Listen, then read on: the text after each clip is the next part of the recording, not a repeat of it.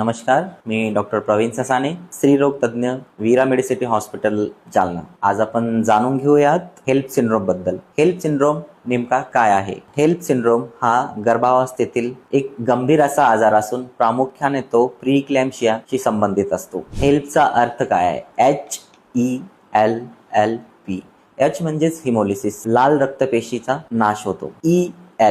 EL म्हणजेच इलेव्हेटेड liver enzymes, याच्यामध्ये यकृताचे जे एन्झाईम्स असतात ते वाढलेले असतात। आणि LP म्हणजेच लो प्लेटलेट, याच्यामध्ये प्लेटलेट्स कमी होतात। याची प्रामुख्याने लक्षणे काय असतात? शक्यतो हा आजार गर्भावस्थेतील तिसरी तिमाही जी असते त्यामध्ये होतो। याच्यामध्ये डोकेदुखी, डोळ्यांसमोर धुसर दिसणे, पोटाच्या उजव्या बाजूला किंवा लिव्हरच्या साईडला दुखणे, उलट्या मळमळ होणे, रक्तदाब वाढणे आणि अंगावर किंवा पायावर सूजन येणे। याच्यामध्ये तपासण्या काय काय करावं लागतात?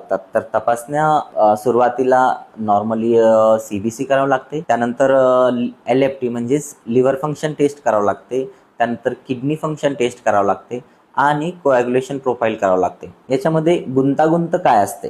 गुंतागुंत सुरुवातीला जर रक्तदाब नियंत्रित नाही झाला तर रुग्णाला तातडीने झटके येऊ शकतात किंवा जे लिव्हर आहे लिव्हरलाही जाऊ शकते, रक्तस्राव होऊ शकतो आणि मेनली म्हणजे सर्वात मोठा धोका म्हणजे DIC म्हणजेच रक्त गोठण्याची जी प्रक्रिया आहे ती थांबली जाते।